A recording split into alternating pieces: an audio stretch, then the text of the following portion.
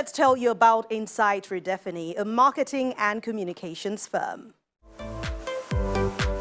Insight Redefini Group is a member of the Troika Group, and it is Nigeria's largest marketing communications group.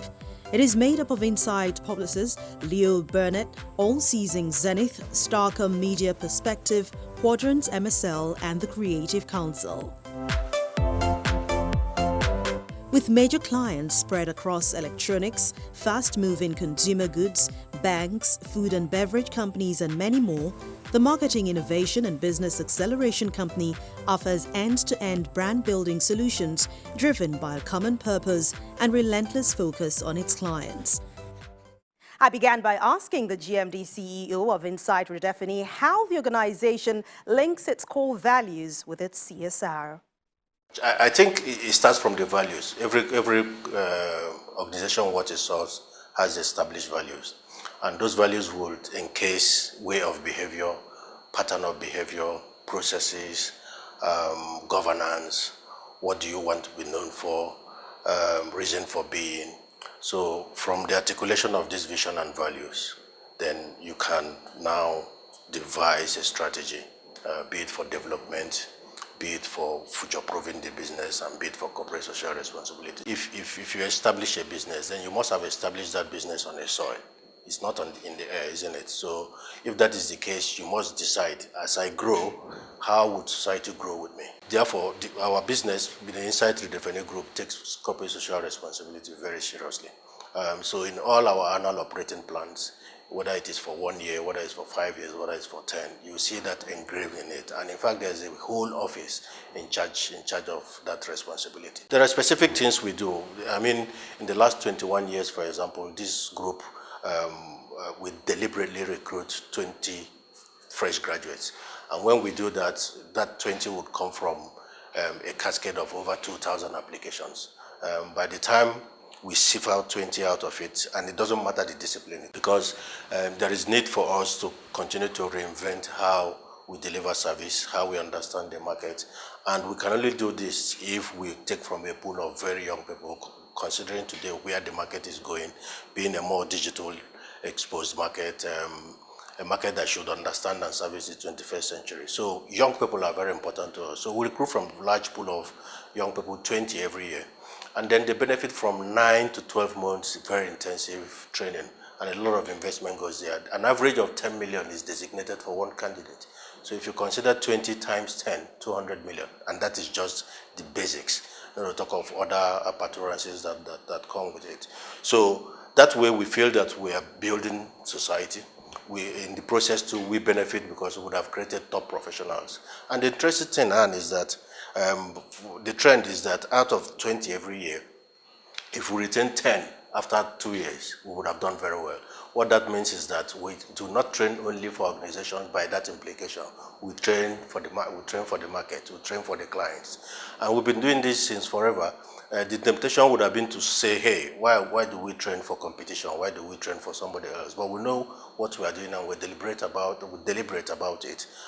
Because if you raise our standards, if you raise our know-how and our skill set, and the market levels are below what we can do, then whenever the interrogation happens, you find out that there is need for way balancing and alignment all the time. In our training and capability development activities, we have an eye on that to say, hey, we are training for our people, we are training a pool, but from this pool, we would have trained society by and large. Well, we all know the times are challenging at this point, from the COVID-19 lockdown, the NSAS protest. I mean, a lot has happened in 2020. How has the organization been able to support or at least cushion the effect that this has caused?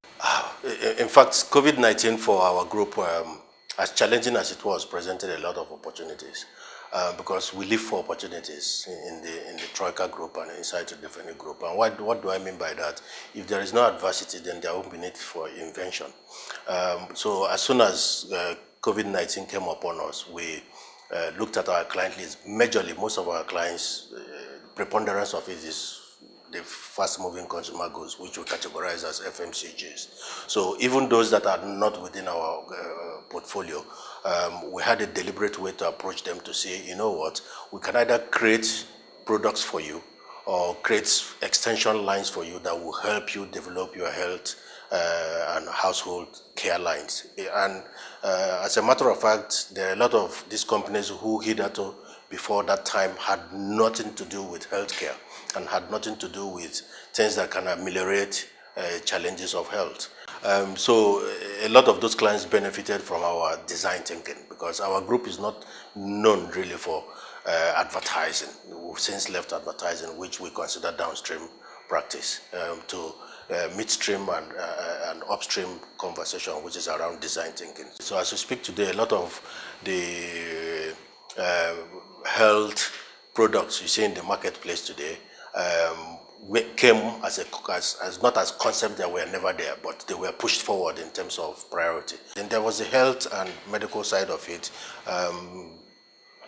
Trained and organized medical personnel to be able to handle the psychological effect of COVID and the pandemic. So a lot was done during that time during this period of time because it's not over yet.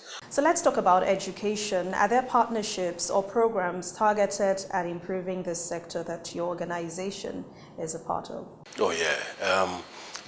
What first comes to mind is the biggest one we do. We have an initiative we do in collaboration with the Pan-African University and the Lagos Business School, and that's been going on now for like a decade. The School of Media and Communication of that institution, with the building capacity out of that school and for the school, is being done in collaboration with our group. So they come here, the students from that place, and we teach them the practical aspect of communication, practical aspect of design thinking, practical aspect of artistry. And then as far as resourcing is concerned, I teach at the Pan-African University on part-time basis. So do most of my managing directors go there just to fill in the gaps. The University of Lagos, we built this School of Mass Communication, the building there. And apart from the physical donation of that infrastructure, we support in terms of capacity building for University of Lagos. And then University of Ife, we've just signed a year ago same kind of an agreement where we are going to build a super communication department for University of Ife, just so that we begin to bring to fore to society and to business the importance of communication. And then with the police, we do a lot with the police, dissemination of information. And we've gone ahead as far as even building mobile police posts for police, at least on our street and adjoining street, just so that we help them deal with the issues of security. And what's the future going forward for Inside Redefini Group? Fantastic question. We see a very bright future. By the way, our flagship company, which is Inside Publicis, most people know it out there as Inside Communications, but now it is called Inside Publicis. It's just one company out of 13 in the group. But in the communications side of our group, which is Inside Redefini, has 7 companies. What we've done is build capacity in different areas of integrated marketing communications. So we have Insight, we have Zenith, we have Starcom, we have Leo Bonnet, we have the Quadrant Company. All those companies are big entities and all market leaders in the different areas where they operate. So what we've done in the last 40 years, by the way, our flagship company was 40 this February. And for a Nigerian business to survive 40 years and still be market leader, you can imagine the amount of thinking and the amount of resources and effort that must have gone into that. So what we ensure we do is always move from road well traveled to road least traveled, and if it is possible, foreign to road never traveled. Looking into the future, we have strong succession plan.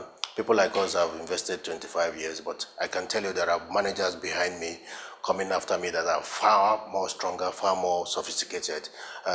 Yes, I may come with the experience, but that is how we ensure that we regenerate on the manager and resource side. And in terms of our clientele, we deliver superlative service. Concluding that, we cannot forget the environment where we work, we cannot forget the state, and we cannot forget Nigeria as an entity. We are first and foremost a Nigerian company, even though we would like to see ourselves as the only Nigerian multinational. But developing those competencies, what we've done is that we make sure it impacts on our environment, impact on people, and impact on Lagos State. And we collaborate a lot with Lagos State because they understand the capacity we bring to the table. So we're here for the environment, we're here for the people, and in the process, we make money for sustainability and future-proofing the business. And that's the program for today. Thank you so much for watching. Connect with us via social media handles. Go to youtube.com/channelsweb to watch past editions of the program. I'm Anne Nwawadu. Once again, Merry Christmas and a Happy New Year. See you soon.